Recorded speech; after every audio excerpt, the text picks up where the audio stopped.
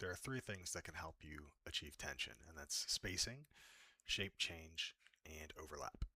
So simply put, tension comes from anticipation.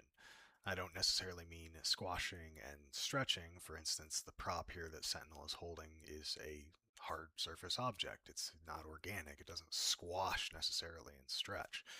Rather, when the hand grips the device, you can see that there are a lot more frames of slow pulling and then a pop to the next pose. So similarly, you can watch the arm change shape. There's more frames of it being stretched out and then squashing with that shape change into the next pose. So it follows the same idea as squash and stretch, but not with the idea that this is an organic thing that's getting smaller and then larger. Rather, there's more just like anticipation in one area and then popping to the next area. That brings us to our last point, which is overlap. Um, if you move quickly enough, you're not going to settle in slowly.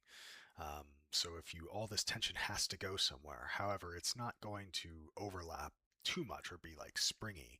You're not going to do this with it and it's slowly going to come back. It's going to look super cartoony. Um, for example, if you were to hit your fist into your palm like this, what happens to your palm, even though you're keeping it steady? Like, sure, your palm moves back.